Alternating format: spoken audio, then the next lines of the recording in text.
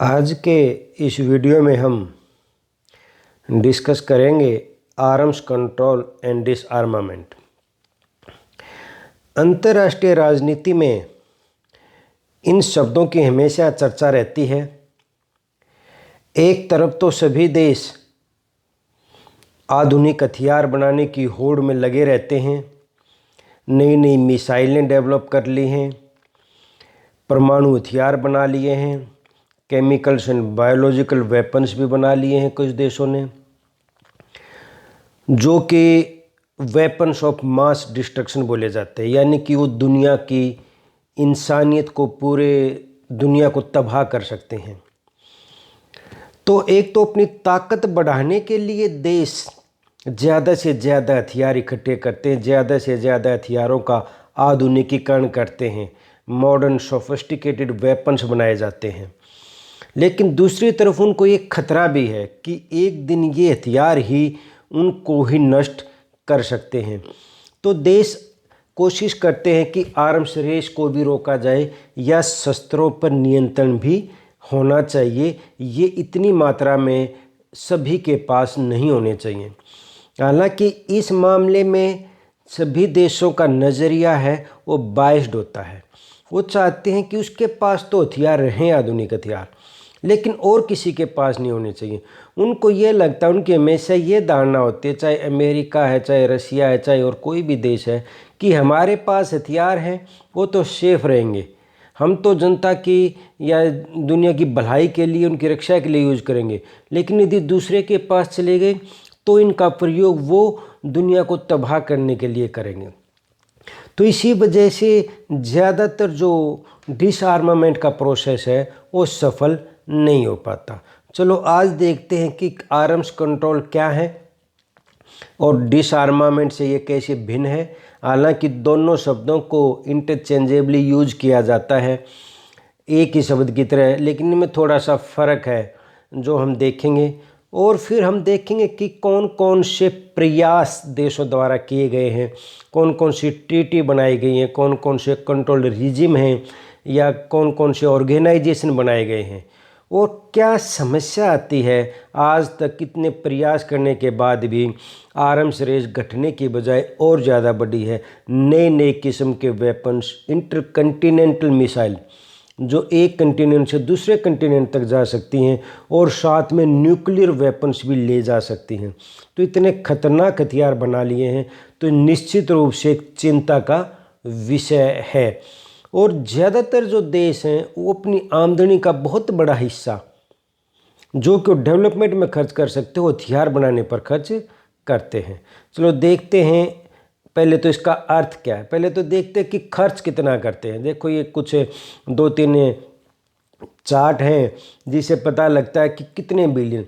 US जो सबसे ज़्यादा खर्च करता है हथियारों के ऊपर या अपनी मिलिट्री स्ट्रेंथ बढ़ाने के लिए, 648.8 यूएस बिलियन डॉलर, ये 2018 का डाटा है। उसके बाद सबसे ज़्यादा खर्च करता है चाइना, 250 यूएस बिलियन डॉलर्स, फिर सऊदी अरेबिया, और इंडिया भी इस मामले में काफ़ी आगे है, जो बहुत ज़्यादा अपनी मिलिट्री स्ट्रेंथ को बढ़ाने के लिए खर्च करता है। फिर उसके बाद फ्रांस और रसिया और यूके, ये कई जो महत्वपूर्ण देश हैं, ये इतना ज़्यादा खर्च करते हैं। अगर इतना ही पैसा डेवलपमेंट पे खर्च किया जाए तो बहुत ज़्यादा लोगों की ज़िंदगी सुधारी जा सकती है। अब एक्सपोर्ट इंपोर्ट के मामले में हथियारों को बढ़ाने में, हथियारों की होड़ बढ़ाने में या डिसआर्मामेंट या आर्म्स कंट्रोल रोकने में एक ये भी है कि इससे आर्थिक पहलू भी जुड़ा हुआ है। यानी कि आर्म्स इंडस्ट्री, बहुत से देशों की बहुत ज़्यादा आमदनी हथियार बेचने से होती है। अगर ये हथियार वो आधुनिक हथियार नहीं बनाएंगे, नहीं बेचेंगे, तो उनकी इकोनॉमी पर बहुत ही नेगेटिव इफेक्ट पड़ेगा। तो आर्म्स इंडस्ट्री का सरकार पर भी प्रेशर होता है, दबाव होता है, सरकार के अपने जीडीपी में भी उसका योगदान होता है। तो ये ट्रेड बहुत ज़्यादा चलता है। अगर हम देखते हैं कि एक्सपोर्टर आर्म्स के सबसे बड़े कौन हैं मेजर, तो सबसे ज़्यादा हथियार अमेरिका बेचता है। 36% जो टोटल आर्म्स का एक्सपोर्ट होता है उसमें 36% अकेला अमेरिका का हिस्सा है और दूसरा रशिया। यानी कि हम कह सकते हैं ये दो देश मिलकर दुनिया के जो आर्म्स एक्सपोर्ट है या आर्म्स का जो ट्रेड है उसमें सबसे ज़्यादा योगदान, आधे से भी ज़्यादा योगदान इन दो देशों का है, यूनाइटेड स्टेट्स और रशिया का।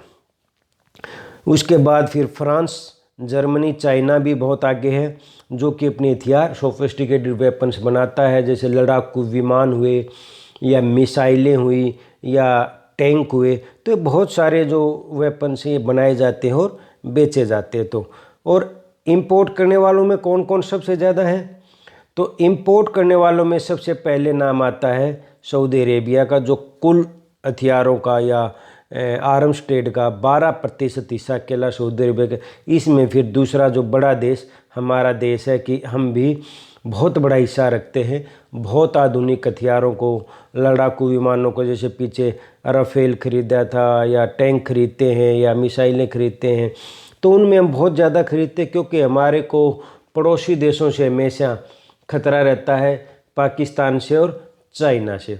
तो इसलिए हमें अपने देश की सुरक्षा के लिए बहुत ज़्यादा हथियार खरीदने पड़ते हैं। और देशों के साथ भी यही समस्या है, उनको भी अपने सीमा की रक्षा के लिए, बॉर्डर के सिक्योरिटी के लिए आधुनिक हथियार अपने पास रखने पड़ते हैं।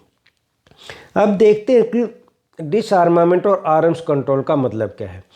डिसआर्मामेंट का मतलब है, ये तो एक आइडियल विचार है या उदारवादी विचारधारा से जुड़ा कॉन्सेप्ट है कि हथियार समाप्त होने चाहिए, हथियार होने ही नहीं चाहिए, बिल्कुल हथियार रहित होनी चाहिए दुनिया, जो कि एक्चुअल में संभव नहीं है। पहले इसी पर चर्चा होती थी कि डिसआर्मामेंट होना चाहिए, हथियार नहीं होने चाहिए। लेकिन सेकेंड वर्ल्ड वार के बाद जब रियलिस्ट अप्रोच हावी हुई और कोल्ड वार शुरू हो गया, तो उस टाइम पे ये लगा कि डिसआर्मामेंट तो पॉसिबल नहीं है। भाई हथियार तो रखेंगे क्योंकि देशों को भरोसा ही नहीं है एक दूसरे पर, तो अपनी सुरक्षा के लिए हथियार तो रखेंगे। तो दूसरा अल्टरनेटिव अपनाया गया आर्म्स कंट्रोल, यानी कि उनका प्रयोग या उनकी क्वांटिटी लिमिटेड की जाए, उनको कम किया जाए कि ताकि ज़्यादा होड़ ना बढ़े। जैसे मिसाइलों की संख्या कम कर दी जाए, टैंकों की संख्या, परमाणु हथियारों की संख्या लिमिटेड कर दिया जाए, या उसको और फैलने से रोका जाए, यानी कि और किसी देश को वो टेक्नोलॉजी ना दी जाए। जैसे arms control aims to limit the number of weapons and to regulate their use, जो उनका नंबरिंग कम करता है और उनका यूज को रेगुलेट करता है। जबकि डिसआर्मामेंट क्या है? Aims at the elimination of entire weapon system, यानी कि वेपन सिस्टम को बिल्कुल एलिमिनेट कर दिया जाए। और आर्म्स कंट्रोल का कंसेप्ट डेवलप हुआ, मैंने बताया था, सेकेंड वर्ल्ड वार के बाद, एन अल्टरनेट टू डिसआर्मामेंट।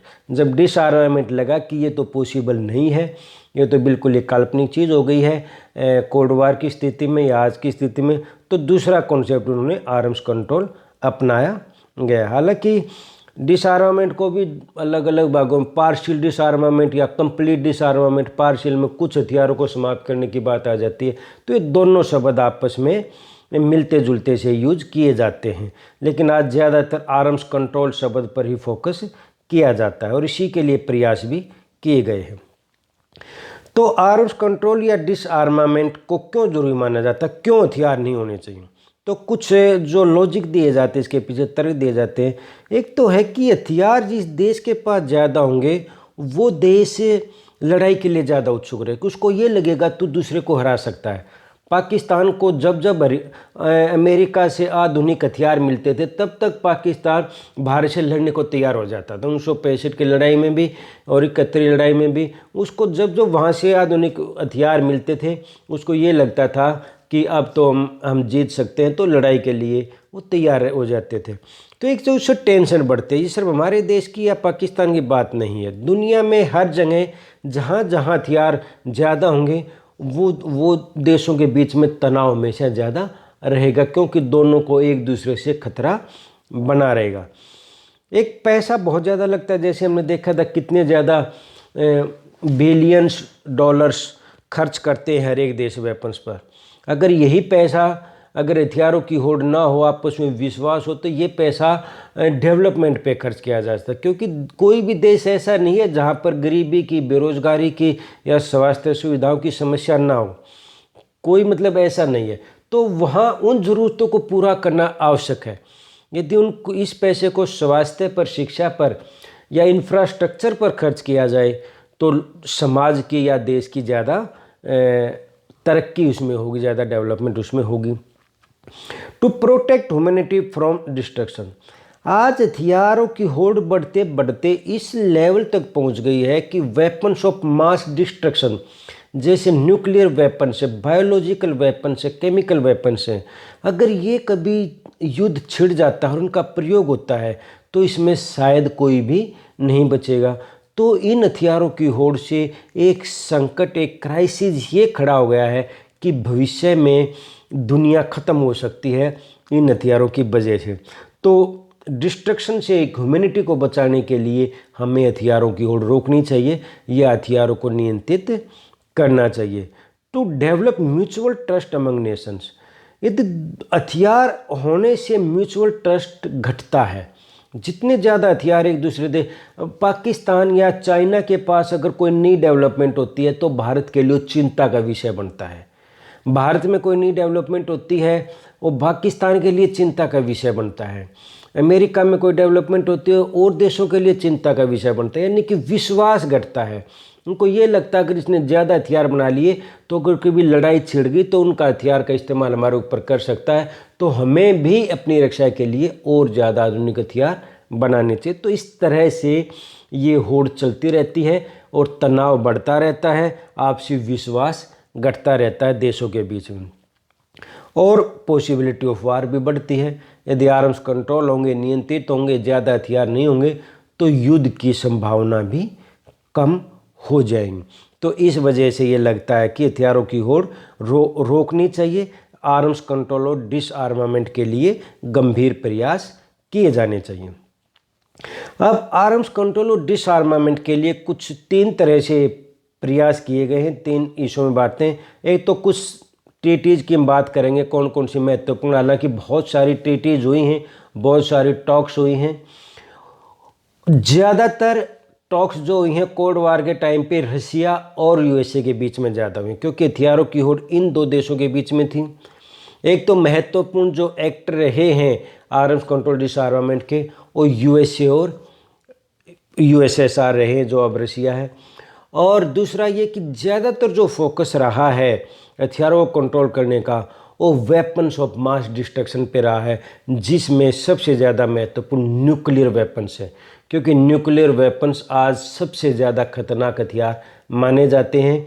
और इनके शुरुआत से, जब से अमेरिका ने इनको प्राप्त किया, उसी दिन से ये कोशिश शुरू कर दी थी कि अब इनको ज़्यादा फैलने से नहीं रोका जाए, क्योंकि ये ज़्यादा फैलेंगे उतना ही ज़्यादा खतरा दुनिया के लिए बढ़ जाएगा। तो कुछ ट्रीटीज़ की बात करेंगे हम, और कुछ कंट्रोल रिजिम जैसे nuclear supply group, Wassenaar arrangement वगैरह। और इन ट्रीटीज़ को लागू करने के लिए कुछ ऑर्गेनाइजेशन बने, कुछ यूएनओ की तरफ से भी प्रयास किए गए हैं, कुछ परमानेंट ऑफिस बनाए गए हैं। तो इन 3 चीज़ों को हम देखेंगे कि कैसे कैसे प्रयास दुनिया में किए गए हैं। सबसे पहले इंटरनेशनल ट्रीटी को देख लेते हैं। सबसे पहले आती है जो ट्रीटी इस दिशा में की गई थी, वो थी वाशिंगटन नेवल ट्रीटी। ये ट्रीटी 1922 में साइन की गई थी वर्ल्ड वार फर्स्ट जीतने के बाद। इस ट्रीटी का मुख्य क्या काम था? To prevent an arms race by limiting naval construction, यानी कि जो नेवल कंस्ट्रक्शन, जो शिप हैं, जो वार शिप हैं, उनका कंस्ट्रक्शन रोका जाए। और जैसे कि construction of battle ship, battle cruiser और एयरक्राफ्ट कैरियर, जो एयरक्राफ्ट कैरियर जो शिप होते हैं या जो लड़ाई में जो शिप यूज होते हैं, उनका कंस्ट्रक्शन रोकने के लिए, क्योंकि वो जितना ज़्यादा होंगे, जितने ज़्यादा बढ़ेंगे, तनाव उतना ज़्यादा बढ़ेगा। और इसके मुख्य जो जिसने इस पर साइन किए थे उस टाइम पर, जो फर्स्ट वर्ल्ड वार के जो विजेता देश थे, उन्होंने ये संधि की थी। यूके था, यूनाइटेड स्टेट था, फ्रांस था, इटली था और जापान था। तो ये महत्वपूर्ण पहली ट्रीटी इस दिशा में मानी जाती है। एक जेनेवा प्रोटोकॉल, जेनेवा प्रोटोकॉल में क्या था कि a treaty prohibiting the use of chemical and biological weapons, और किसी वेपन्स पे देशों में विवाद हो सकता है भाई ये वेपन्स ख़त्म होंगे या नहीं होंगे, लेकिन जब भी केमिकल और बायोलॉजिकल वेपन्स की बात आती है तो इसमें लगभग सभी देश एक मत से फैसला लेते भी ये तो होने ही नहीं चाहिए। अगर ये तो बिल्कुल एक मानवता के खिलाफ है, क्योंकि इनका डिस्क्रिमिनेट भी नहीं कर पाते। जैसे डिस्क्रिमिनेट करने मतलब ये कर चलेंगे तो फिर ये सिर्फ सैनिक प्रवार नहीं करेंगे, ये आम आदमी को भी अपनी चपेट में ले लेंगे। तो ऐसे हथियारों को और ज़्यादा घातक माना जाता है जो कि डिफ्रेंशिएट नहीं कर पाते भी इसको नुकसान पहुंचाना, इसको नुकसान नहीं पहुंचाना, वो फिर सभी को एक जैसा नुकसान पहुंचाते, चाहे वो युद्ध में शामिल है चाहे नहीं है। ये कन्वेंशन जो था वो 17 जून 1925 को साइन किया गया था और 8 फरवरी 1928 में ये लागू हो गया था। बाद में और भी संधि की गई थी केमिकल और बायोलॉजिकल वेपन्स को रोकने के लिए। अब अगला जो आता है परमाणु हथियारों की दिशा में, जैसे कि मैंने बताया था कि 1945 में अमेरिका ने परमाणु वेपन्स प्राप्त कर लिए थे और उनका एक्सपेरिमेंट भी करके देख लिया था जापान पे 2 गिरा के, और सारी दुनिया को पता चल गया था भी ये कितने घातक हथियार हैं। अमेरिका को भी उसका एहसास हो गया था, उसने कोशिश की अब कोई भी देश इसको प्राप्त ना करे, और दूसरे देशों ने पूरी ताकत लगा दी कि हमें तो ये प्राप्त करने हैं, अगर ये हमें नहीं मिलेंगे तो फिर हमारी सिक्योरिटी अमेरिका की मर्जी पर हो जाएगी। तो रशिया ने कुछ दिन बाद, फिर रशिया ने, चाइना ने, फ्रांस ने, कई देशों ने परमाणु हथियार प्राप्त कर लिए थे। लेकिन जो भी परमाणु हथियार प्राप्त कर लेता कोशिश ये करता अब यहीं पर रुक जाने चाहिए, अब इसका प्रसार इससे आगे नहीं होना चाहिए। तो इस दिशा में एक महत्वपूर्ण संधि की गई थी पार्शियल टेस्ट बैन ट्रीटी, यानी कि जब परमाणु हथियार प्राप्त किए जाते हैं तो टेस्ट करना आवश्यक है, उसका परीक्षण करना आवश्यक है, और वो परीक्षण जमीन के अंदर भी हो सकता है, स्पेस में भी हो सकता है, एनवायरनमेंट भी हो सकता है, पानी के अंदर भी हो सकता है। तो ये जो ट्रीटी थी इसको पार्शियल बोलते हैं क्योंकि इसने और तो सभी तरह के टेस्ट पर रोक लगा दी थी, लेकिन अंडरग्राउंड टेस्ट को छोड़ दिया था, except those of conducted underground. यानी कि अंडरग्राउंड तो टेस्ट कर सकता है जैसे कि हमने किए थे 1998 में, 1974 में, लेकिन इसके अलावा अंडर वाटर टेस्ट नहीं हो सकता, आउटर स्पेस में नहीं हो सकता, एटमॉस्फेयर में नहीं हो सकता। तो उन जगह पे टेस्ट, न्यूक्लियर टेस्ट नहीं करेंगे, और इस संधि को भारत ने भी स्वीकार किया था, भारत ने भी एक्सेप्ट किया था। इसलिए एक्सेप्ट करने के बाद भारत ने जो टेस्ट किए थे अंडरग्राउंड किए थे, जो कि इस ट्रीटी के अनुसार मान्य थे। हालांकि इसके बाद जो एनपीटी सीटीबीटी उनको भारत ने स्वीकार नहीं किया था। एक आउटर स्पेस ट्रीटी, ये माना गया कि यहाँ तो लड़ाई चल रही, यहाँ तो हथियारों की होड़ बढ़ रही है, ऐसा ना हो कि स्पेस में भी कुछ ऐसे सैटेलाइट बनाना शुरू कर दे, ऐसे हथियारों की होड़ स्पेस में ही बढ़ा दें। तो उसको रोकने के लिए कि स्पेस में इस तरह की होड़ नहीं बढ़नी चाहिए, कि ट्रीटी की गई थी that form the basic of international space law, जो स्पेस के लॉ में भी स्पेस को किस तरह से इस्तेमाल करना है उसको हथियारों के लिए हमने प्रयोग नहीं करना है। The treaty determine the principle to govern the activity of state in the exploration use of outer space including the moon and other body, celestial body. तो इसका ये मतलब था कि वो वहाँ पर सिर्फ आउटर स्पेस में जैसे मून है या कोई और सैटेलाइट वगैरह है, तो वहाँ पर हम सिर्फ रिसर्च का काम कर सकते हैं, वहाँ पर हम हथियारों को जमा करने के, हथियार स्थापित करने का प्रयोग या लड़ाई के लिए उस जंग का प्रयोग नहीं करेंगे। आउटर स्पेस ट्रीटी थी। फिर आई एनपीटी। एनपीटी एक महत्वपूर्ण ट्रीटी थी जो 1968 में साइन हुई और 1970 में इन्फोर्स में आई। न्यूक्लियर वेपन्स को रोकने के लिए काम किया गया था और भारत ने इसको रिजेक्ट कर दिया। इसको पर आज तक भी भारत ने इस पर साइन नहीं किए हैं। इस ट्रीटी में क्या था कि ये कहा गया कि 5 देशों के पास हथियार हैं न्यूक्लियर वेपन्स, वो तो रखेंगे अपने पास, लेकिन बाकी जो देश हैं वो हथियार प्राप्त करने की कोशिश नहीं करेंगे। उन 5 देशों में शामिल था यूएसएसआर, यूएसए, यूके, फ्रांस और चाइना। 2 ग्रुप में बांट दिया दुनिया को, एक तो जो न्यूक्लियर वेपन्स रखते हैं, एक जो न्यूक्लियर वेपन्स नहीं रखते। तो इस टीटी के अनुसार जो न्यूक्लियर वेपन जिनके 5 देश हो तो रखेंगे, लेकिन बाकी देशों को न तो टेक्नोलॉजी उपलब्ध करवाएंगे, न उनको हथियार प्राप्त करने में मदद करेंगे, और जिन देशों के पास नहीं हो हथियार प्राप्त करने की कोशिश भी नहीं करेंगे। अगर वो इस संधि पर साइन कर देते हैं तो न्यूक्लियर जो पावर है उसका यूज़ एनर्जी के रूप में भी किया जा सकता है। तो एनर्जी के लिए न्यूक्लियर एनर्जी प्लांट स्थापित करने की टेक्नोलॉजी उन देशों को उपलब्ध करवाई जाएगी जिनके पास न्यूक्लियर पावर नहीं है, और उनको इस दिशा में मदद की जाएगी।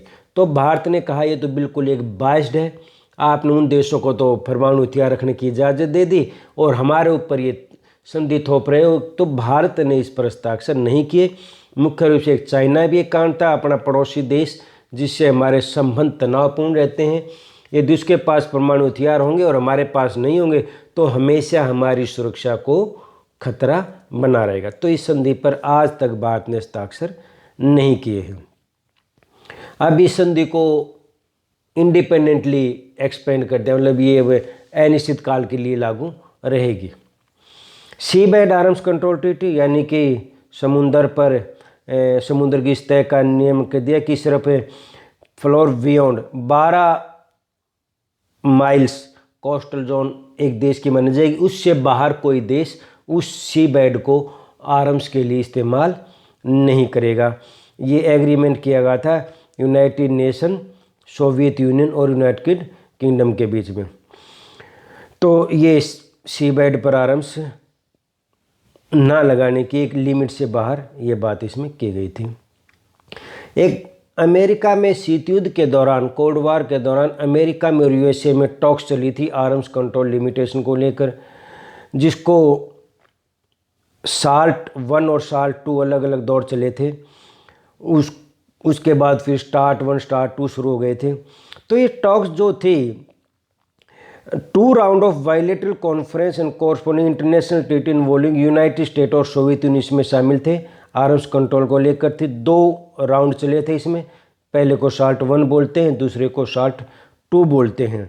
हेलसिंकी फिनलैंड में आयोजित किया गया था 1969 में। साल्ट 1 के बाद तो एक टीटी पे ये सहमत हो गए, anti ballistic missile TT and interim agreement between 2 countries, यानी कि पहली संधि को तो ये स्वीकार हो गए। उस टॉक्स के माध्यम से एक संधि इन्होंने स्वीकार कर ली थी, एंटी बैलिस्टिक मिसाइल टीटी, यानी कि इनको ज़्यादा इनकी संख्या नहीं बढ़ाएंगे। लेकिन साल्ट 2 जो दूसरे दौर का जो टॉक चली इनके बीच में, वो इम्प्लीमेंट नहीं हो पाई, क्योंकि आपको पता है कि शीत युद्ध के दौरान जो 1970 में यूएसएसआर ने अफगानिस्तान में इंटरफेयर कर दिया था, वहाँ पर अपनी सेनाएं भेज दी थी। तो इस वजह से शीत युद्ध का एक नया शीत युद्ध शुरू हो गया था, नया दौर शुरू हो गया था, जिसकी वजह से वहाँ की सीनेट ने इनको मंजूरी नहीं दी और फिर बाद में सोवियत संघ ने भी इसको नहीं माना और ये टॉक फेल हो गई। उसके बाद फिर स्टार्ट शुरू हुआ, यानी कि स्ट्रेटेजिक आर्म्स रिडक्शन टीटी। फिर ये हुई इसके बाद में स्टार्ट 1 1991 में, स्टार्ट 2 1993 में। ये भी एग्रीमेंट था यूनाइटेड स्टेट और सोवियत यूनियन के बीच में। तो which was propose limit to multiple war head capacity and other restriction on either side of member nuclear weapon, यानी कि न्यूक्लियर वेपन्स को कम करने के लिए, उनको रिस्ट्रिक्ट करने के लिए इन्होंने ये वार हेड कैपेसिटी, यानी कि अपनी जो क्षमता है, जो लिमिट है, उसको कम करना, यानी कि अगर बहुत सारे थे उनके हथियारों की संख्या घटाने को लेकर ये टीटी की गई थी। स्टार्ट 1 के बाद फिर new start was proposed was eventually ratified in February. फिर एक नई संधि की गई 2011 में। इसके बारे में, स्टार्ट के बारे में आगे भी पढ़ेंगे, न्यू स्टार्ट के बारे में। तो देखते हैं ये क्या थी। एक संधि हुई एंटी बैलिस्टिक मिसाइल ट्रीटी। ये हमने पढ़ा था कि साल्ट 1 के बाद जो जिस संधि पर ना जो टॉक जो हुई थी, स्ट्रेटेजिक आर्म्स जो टॉक हुई थी साल्ट 1, तो उसके बाद जो इसी ट्रीटी पर पहुंचे थे, इन मिसाइलों को रोकने के लिए काम किया गया था। लेकिन अब क्या हुआ कि 2000 में यूनाइटेड स्टेट इस संधि से अलग हो गया और उसके बाद ये संधि अब समाप्त हो गई है। कई संधियों को अमेरिका अपने हितों को देखते, अपनी सुरक्षा को देखते उन संधियों से अलग भी हो जाता है, उनको छोड़ देता है। और छोड़ने बाद जिस संधि में अगर अमेरिका यूएसएसआर शामिल नहीं रहेंगे फिर उसको लागू करने का कोई मायने नहीं माने जाते। बायोलॉजिकल वेपन्स हमने देखा था कि जेनेवा कॉन्वेंशन में, जेनेवा जो समझौता हुआ था उसमें भी ये बातें आई थी। और फिर इसको लेकर एक संधि की गई थी जो 26 मार्च 1975 को इनटू फोर्स हुई। तो biological weapon convention was the first multilateral डिसआर्मामेंट treaty banning the production of entire category of. इसमें कोई काट छाट नहीं की जाती। बायोलॉजिकल वेपन्स का तो ये है कि इनको बिल्कुल ख़त्म करना है, ये नहीं इनको थोड़ा सा लिमिट करना है, तो बिल्कुल डिसआर्मामेंट की बात होती है। ये हथियार तो होने ही नहीं चाहिए और सभी देश इसमें सहमत होते हैं। ये सब चीज़ों को रोकते हैं संधि। To prohibit the development, production, stockpiling of biological and toxin weapons, यानी कि न तो उनका डेवलप किए जाएंगे, न उनको प्रोडक्शन किया जाएगा, न उनको रखा जाएगा, स्टोर करके रखा जाएगा किसी भी तरह के बायोलॉजिकल वेपन्स को। हाउएवर द, लेकिन इस संधि को लागू वेपन्स नहीं है, वेपन्स हैं क्या नहीं है, इसकी जांच करने के लिए, निगरानी करने कोई एक ऐसा प्रोग्राम, ऐसी कोई एजेंसी नहीं बनी है जो सही तरीके से निष्पक्ष रूप से इसकी जांच कर सके। तो इसलिए ये संधि का जो इफेक्ट है वो थोड़ा सा कम हो जाता है कि पता नहीं कि सभी देश, कोई देश छुपा कर रख सकता है, कोई ऐसी फॉर्मल वेरिफिकेशन सिस्टम डेवलप नहीं हुआ है इस संधि को लेकर। थ्रेशोल्ड टेस्ट वेंटिटी, ये जो हमने की थी पीटीबीटी तो थी कि अंडर वाटर, अंडरग्राउंड छोड़कर बाकी सारे टेस्ट और बैन थी। ये कुछ लिमिट करती है, इससे ज़्यादा बड़ा टेस्ट नहीं किया जाएगा। 150 किलो टन से ज़्यादा बड़ा टेस्ट, न्यूक्लियर टेस्ट नहीं किया जाएगा। 1974 में संधि साइन हुई थी, किस के बीच में, यूनाइटेड स्टेट और सोवियत यूनियन के बीच में। ये हज़ारों टेस्ट ये देश कर चुके हैं, तो उन्होंने कहा था इससे बड़ा टेस्ट नहीं होगा। Threshold test ban treaty. Intermediate range nuclear forces, ये भी न्यूक्लियर फोर्सेज, न्यूक्लियर आर्म से संबंधित थी और ये भी यूएसए और सोवियत यूनियन के बीच में ट्रीटी की गई थी। तो दो तरह की जो बेस्ड बैलिस्टिक मिसाइल्स हैं, क्रूज मिसाइल हैं, जो मिसाइल लॉन्चर हैं, उनकी जो रेंज थी, 20 रेंज की जो मिसाइल उनकी संख्या में कम करनी है। एक तो 500 से 1000 किलोमीटर के बीच की रेंज है, या 1000 से 5500 किलोमीटर की रेंज की है। ये ट्रीटी अप्लाई नहीं होती थी एयर और सी लॉन्च्ड मिसाइल, यानी कि अगर समुद्र से मिसाइल लॉन्च होते या एयर से लॉन्च होती है तो उस पर ये एप्लीकेबल नहीं। तो ज़मीन से जो मिसाइलें लॉन्च होती थी सिर्फ उन्हीं पर ये संधि एप्लीकेबल की गई थी। और 1991 तक नेशन हैज़ एलिमिनेटेड, इतनी मिसाइलें 2692 मिसाइल उन्होंने एलिमिनेट करनी थी, followed by the 10 years of on site verification in inspections, यानी कि उसकी जांच की जाएगी उस जगह पर जाकर जहां पर देखा जाएगा कि यहाँ पर मिसाइलें नष्ट की हैं या नहीं की हैं। तो ये इस संधि में किया गया था। कॉन्टिन्यू ग्रोथ हो, लेकिन चाइना के साथ फिर उसके विवाद थे अमेरिका के साथ। तो डोनाल्ड ट्रंप ने क्या किया, 1918 में कह दिया कि हम इस संधि से विड्रॉ करते हैं, और उसके बाद में फिर रशिया का भी इसके पास कोई पाबंदी नहीं। तो ये संधि भी अब समाप्त हो चुकी है। Open sky treaty, open sky treaty यानी कि आकाश सबके लिए खुला है, आकाश में स्पेस में कोई आर्म्स एक्टिविटीज़ नहीं होनी चाहिए, इसको लेकर ये ट्रीटी की गई थी जो कि 2002 में इन फोर्स में आई थी।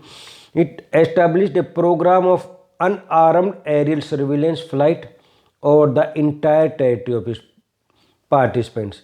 ये एक प्रोग्राम करती है कि एरियल सर्विलेंस फ्लाइट्स, यानी कि उनकी सर्विलेंस की जाएगी कि कोई ऐसी एक्टिविटी तो नहीं हो रही है।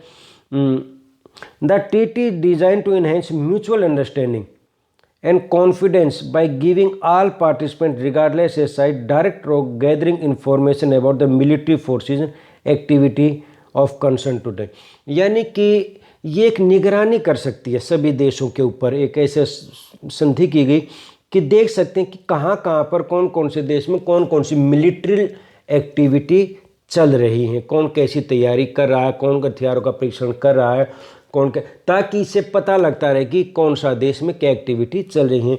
ये मतलब एक निगरानी कर सकते हैं, जिससे आपस में अगर इस तरह की जानकारी मिलती रहेगी तो आपस में देशों का एक दूसरे पर विश्वास बढ़ेगा। ये शंका नहीं रहेगी, पता नहीं उसने तो क्या कर लिया, पता नहीं उसने तो कैसे हथियार बना लिया, कैसे परीक्षण कर लिए। तो ये आपसी विश्वास बढ़ाने के लिए ये ट्रीटी की गई है। सीटीबीटी संधि है जो कि पीटीबीटी से अगला स्टेप है। इसमें किसी भी तरह का कोई टेस्ट नहीं किया जाएगा।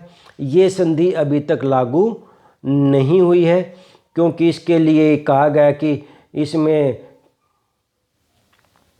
44 कंट्रीज के नाम लिखे गए, जिनमें इंडिया भी शामिल है, पाकिस्तान भी शामिल है, कि ये देश जब तक इस संधि पर हस्ताक्षर नहीं करेंगे तब तक इसको लागू नहीं किया जा सकता।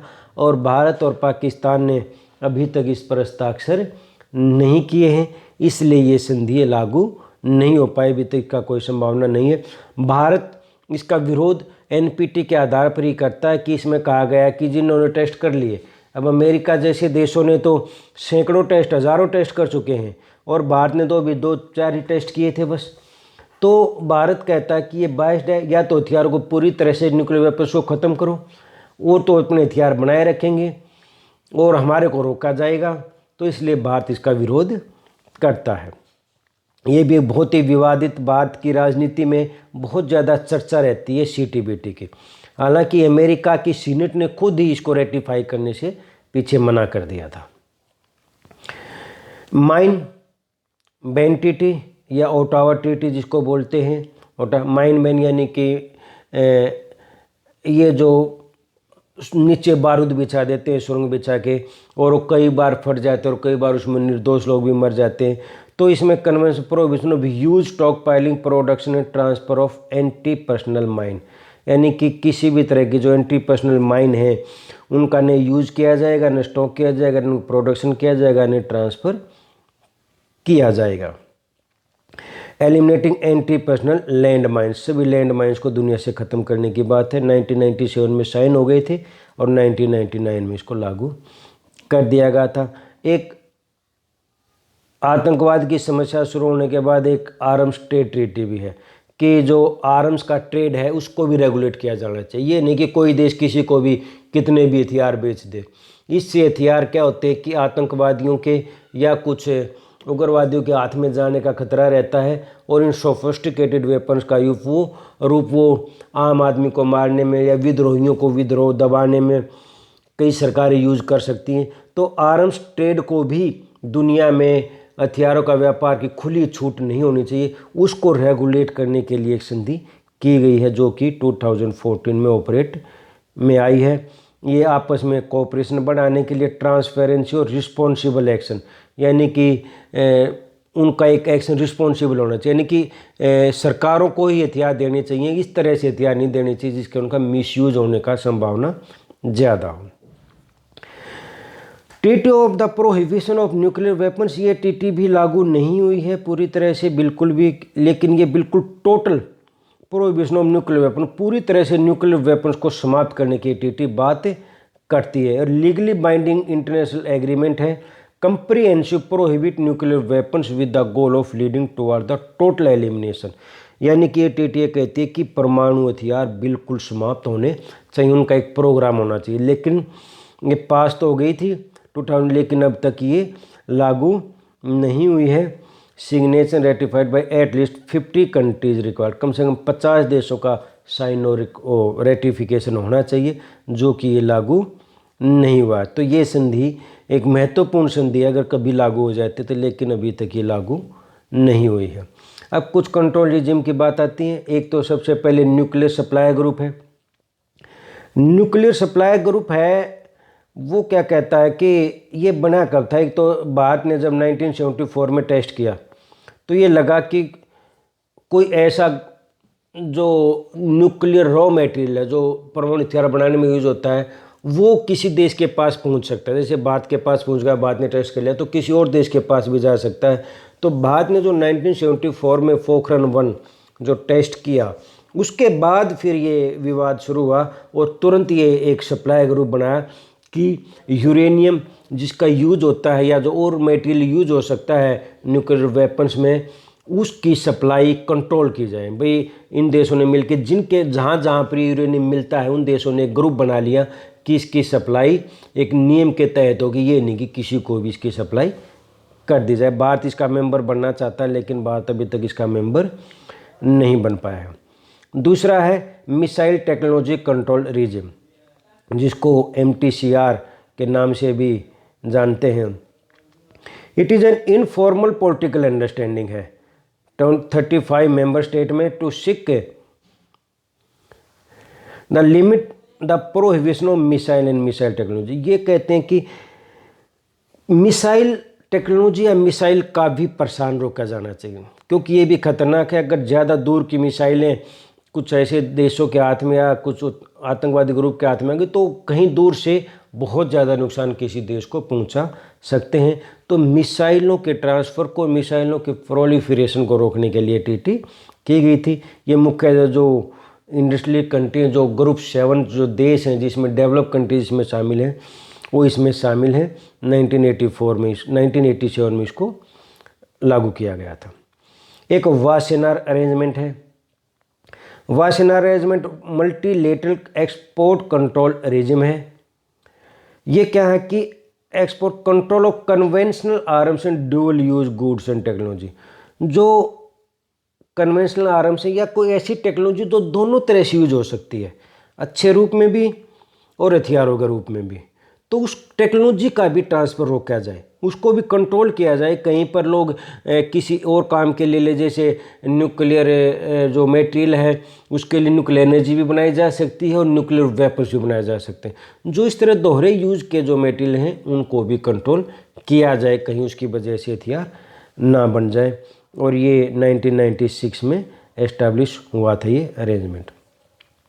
अब कुछ ऑर्गेनाइजेशन इन TT को लागू करने के लिए, एक तो IAEA जो कि NPT के साथ जुड़ा हुआ है। और IAEA का ये मतलब था कि जब NPT बनाई गई, जो दो देशों में बांटा गया कि ये परमाणु हथियार रख सकते और ये नहीं रखेंगे, तो जो भी न्यूक्लियर प्लांट जो बनाने थे उनको एनर्जी के लिए जो प्लांट बनाने थे उनको इस एजेंसी के कंट्रोल में रखना था कि ये एजेंसी उनकी निगरानी करेगी कहीं वहाँ पर उनका यूज जो हथियार बनाने के लिए तो नहीं हो रहा है। भारत ने जब न्यूक्लियर डील की 2005 में USA के साथ, तो भारत ने भी अपने न्यूक्लियर प्लांट को 2 हिस्सों में बांट दिया है, एक तो सिविल और एक मिलिट्री। जो सिविल न्यूक्लियर प्लांट हैं उनको अमेरिका टेक्नोलॉजी भी उपलब्ध करवाएगा और अमेरिका रॉ मटेरियल भी उपलब्ध करवाएगा। वो जो प्लांट है, जो सिविल प्लांट हैं, उनको भारत ने IAEA के अंडर रखना स्वीकार कर लिया है, मिलिट्री प्लांट को नहीं किया है। तो ये भी देखती है कि परमाणु प्रसार to promote the peaceful use of energy, यानी कि न्यूक्लियर एनर्जी का पीसफुल यूज करना है, उसके लिए एनर्जी बनानी है, उसमें इसको प्रोहिबिट करना और वेपन्स बनाने से उनको रोकना है। Inhibit its use for the military purpose include nuclear weapons. Establish autonomous organization, ये 1957 में बन गई थी। बाद में NPT के संधि में इसका ही प्रयोग किया गया था कि NPT में जब बांटा गया तो जो सिविल प्लांट थे उनको NPT के उसको IAEA के कंट्रोल में रखा गया था। इसकी स्थापना पहले ही हो गई थी। ये अपनी report United Nation General assembly को भी देता है और सिक्योरिटी काउंसिल को भी करता है। इसका जो हेड क्वार्टर है वो वियना ऑस्ट्रेलिया में बनाया गया। एक है organization for the prohibition of chemicals weapons, जो केमिकल्स वेपन्स के लिए किया गया था रोकने के लिए। ये इंटर गवर्नमेंट ऑर्गेनाइजेशन है। जो केमिकल्स वेपन्स कन्वेंशन जो साइन हुआ था 1997 में लागू हुआ, ये उसको रोकने के लिए, उसको इम्प्लीमेंट करने के लिए संगठन बनाया गया। द हेग नीदरलैंड में इसका हेड ऑफिस बनाया गया। CTBT of preparatory commission, CTBT लागू नहीं हुआ है। CTBT में प्रावधान है जब इस संधि पर और सभी देश जिनकी रिक्वायरमेंट और साइन कर देंगे तो एक ऑर्गेनाइजेशन बनेगा CTBT, वो CTBT ऑर्गेनाइजेशन बनेगा। लेकिन जब वो संधि लागू नहीं हुआ तो ऑर्गेनाइजेशन भी नहीं बना है, तो उससे पहले एक प्रिपरेटरी कमीशन इन्होंने बना दिया है यानी कि संधि लागू होगी जब देखा जाएगा। उससे पहले निगरानी कमीशन है, ये निगरानी करता कि कौन सा देश टेस्ट कर रहा है, कौन से टेस्ट ने टेस्ट किए हैं, कौन तैयारी कर रहा है, उसकी निगरानी रखता है और उसके बारे में दुनिया को ये बताता रहता है। अब देख, एक है कॉन्फ्रेंस ऑफ डिसआर्ममेंट, ये भी काफ़ी चर्चा में है, ये बहुत ज़्यादा डिस्कस करती रहती है, इस दिशा में काफ़ी प्रयास करती रहती है डिसआर्मामेंट और आर्म्स कंट्रोल की दिशा में। एक मल्टीलेटरल डिसआर्मामेंट फोरम है established by the international community to negotiate arms control and disarmament agreement, यानी कि देशों के बीच में इस दिशा में प्रयास करने के लिए एक प्लेटफॉर्म बनाया गया जहाँ पर आकर डिस्कस कर सकते हैं या इस दिशा में प्रयास कर सकते हैं। एनुअली इसकी मीटिंग होती है। वैसे तो ये इंडिपेंडेंट है, यूनाइटेड नेशन से इसका कंट्रोल में नहीं, लेकिन फिर भी कई मामलों में उसे लिंक्ड है। While it is not formally तो यूएन का ऑर्गेनाइजेशन नहीं है, लेकिन कई तरीकों से इसे जुड़ा हुआ है। सबसे पहले तो the director general of the United Nation office at Geneva serve as the secretary general of the conference, जो इसका सेक्रेटरी जनरल है इस ऑफिस का, वो इसका भी सेक्रेटरी जनरल की भूमिका निभाता है।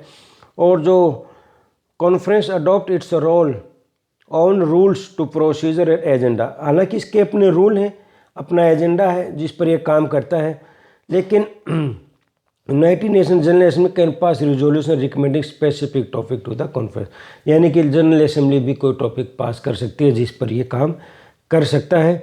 और अपनी जो रिपोर्ट है ये जनरल असेंबली को हर साल ये कॉन्फ्रेंस ऑफ डिसआर्मामेंट अपनी रिपोर्ट सौंपता है, इसको हमेशा जनरल असेंबली को। एक ऑफिस बनाया हुआ इन्होंने United Nation office for डिसआर्मामेंट affairs, यानी कि इस दिशा में प्रयास करता है। 1998 में ऑफिस बनाया गया है।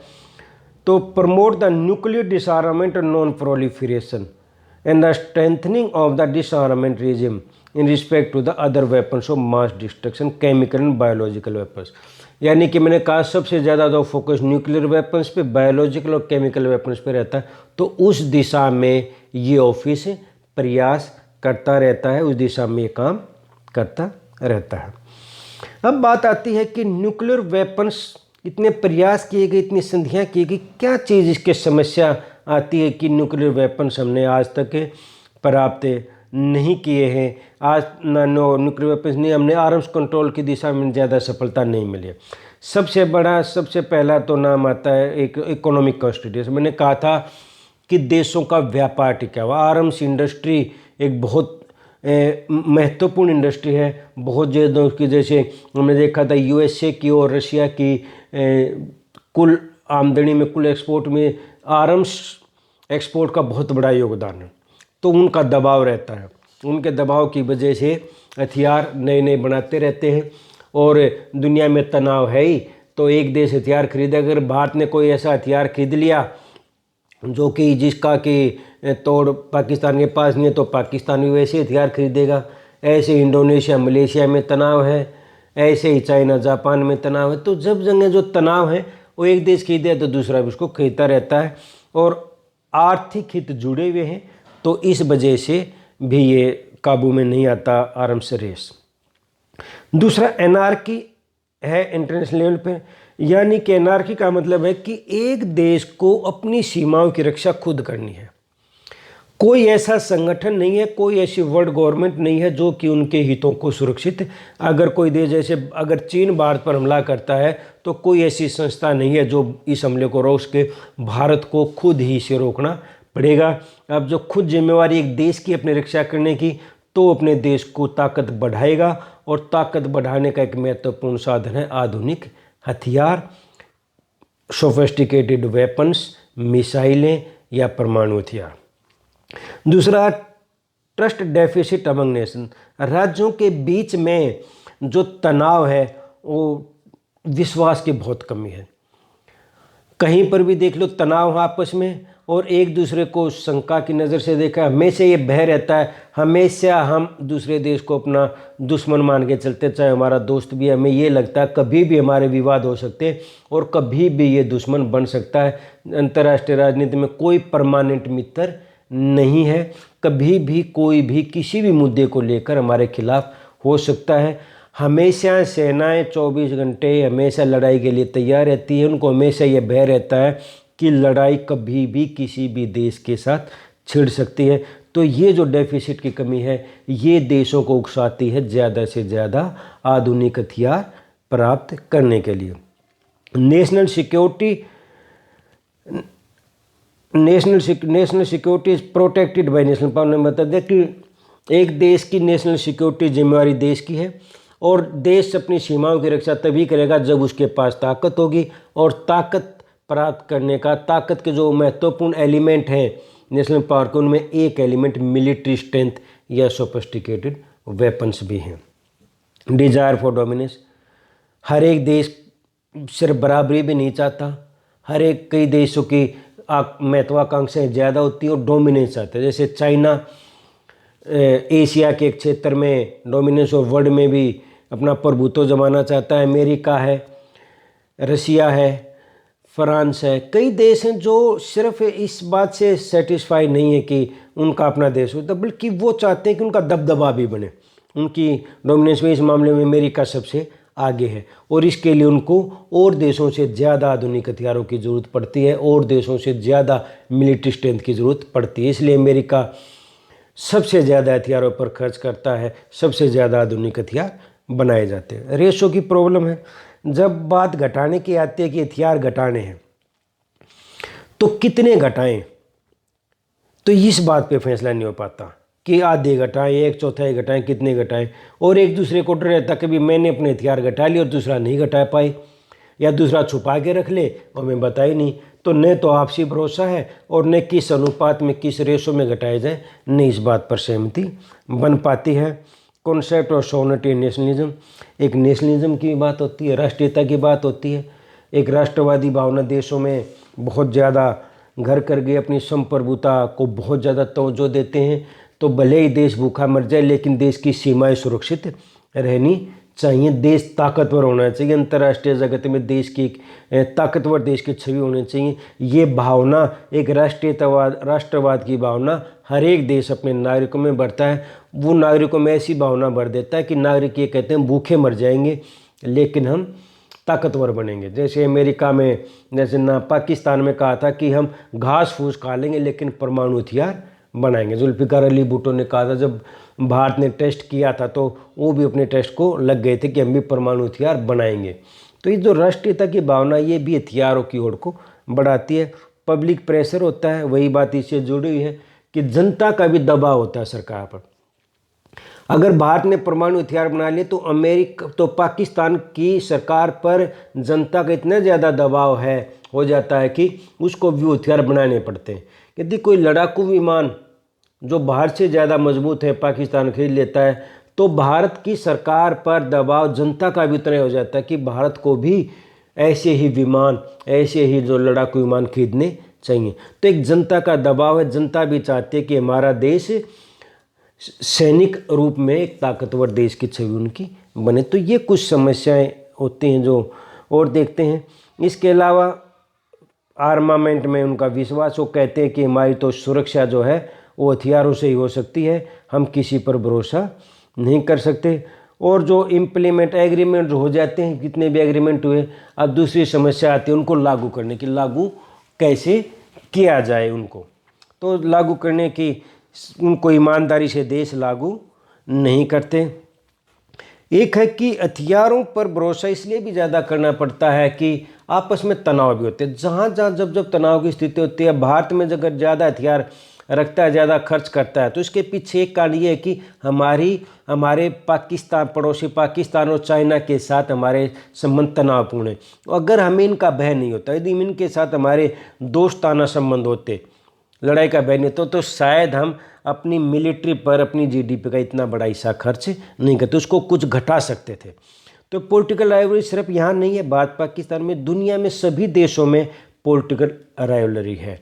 यानी कि आपस में देशों के बीच में लड़ाई झगड़े हैं, आपस में विवाद हैं, तनाव है, जिसकी वजह से भी हथियारों की होड़ बढ़ती है। अब भारत का क्या रवैया है डिसआर्ममेंट के बारे में? भारत का रवैया था, भारत एक तो कहता है कि कंप्लीट न्यूक्लियर डिसआर्ममेंट होना चाहिए, यानी कि हथियार बिल्कुल समाप्त होनी चाहिए। भारत की शुरू से ये नीति रही है और इसी आधार पर भारत ने एनपीटी और सीटीबीटी का विरोध किया है। भारत की पहले नीति थी कि हम परमाणु हथियार नहीं बनाएंगे, खत्म होने चाहिए। लेकिन 1998 के बाद भारत ने अपनी नीति में बदल दिया। अपनी परमाणु नीति भारत ने चेंज कर दी है। भारत कहता है कि हम परमाणु हथियार बनाएंगे, लेकिन सिर्फ अपनी रक्षा के लिए। परमाणु नीति भी घोषित कर दी, हम किसी देश पर हमला नहीं करेंगे जिस देश के पास परमाणु हथियार नहीं है, और हम पहले भी परमाणु हथियारों का इस्तेमाल नहीं करेंगे। हम परमाणु हथियार सिर्फ अपनी रक्षा के लिए बनाएंगे, लेकिन ये एक देश की सुरक्षा के लिए ज़रूरी है, इसलिए हम इनको रखेंगे। इसके अलावा जो बायोलॉजिकल केमिकल्स वेपन्स हैं, इनका भारत पूरी तरह से, इनके एलिमिनेशन का पूरी तरह से समर्थन करता है कि बायोलॉजिकल वेपन न भारत ने बनाए हैं, न भारत इनको रखता है, और भारत इनका पूरी तरह से विरोध करता है। सीटीबीटी और एनपीटी को बायस्टेट मानते हुए भारत इनका विरोध करता है। कई ग्रुपों का भारत मेंबर है। मैंने कहा था ये कि सुपरविजन में अपने जो न्यूक्लियर प्लांट है, न्यूक्लियर डील के बाद 2005 की न्यूक्लियर डील के बाद अपने जो सिविल न्यूक्लियर प्लांट है वो भारत ने की कंट्रोल में, निगरानी में ऑब्जर्वेशन में रख दिए हैं। और वाशिंगटन अरेंजमेंट, ऑस्ट्रेलिया ग्रुप और MTCR का भारत मेंबर है। न्यूक्लियर सप्लाई ग्रुप का ही मेंबर बनने की कोशिश भारत लगातार करता रहता है, उसका मेंबर आज तक नहीं बन पाया है। और जो कॉन्फ्रेंस ऑफ डिसआर्मामेंट की डिबेट होती हैं या जो उन पर चर्चाएं होती हैं, डिस्कशन होता है, उसमें भारत हमेशा बढ़ चढ़कर भाग लेता है। तो भारत अपने आत्मरक्षा के लिए, अपने देश की सुरक्षा के लिए हथियार रखता है, सभी तरह के हथियार रखता है। बायोलॉजिकल केमिकल्स तो नहीं रखता, लेकिन न्यूक्लियर वेपन्स भी भारत ने बना लिए हैं, और भी मिसाइलें भी बहुत टेस्ट करता रहता है, क्योंकि भारत के देश की सुरक्षा के लिए ये आवश्यक है। क्योंकि जब तक दुनिया में कंप्लीट डिसआर्मामेंट नहीं होगा और जब तक हमें अपने देश की सुरक्षा के लिए हथियार रखने पड़ेंगे, यही भारत की नीति है और इसी के आधार पर भारत चलता है। तो ये हमारा डिस्कशन था आर्मामेंट और डिसआर्मामेंट और आर्म्स कंट्रोल को लेकर। धन्यवाद।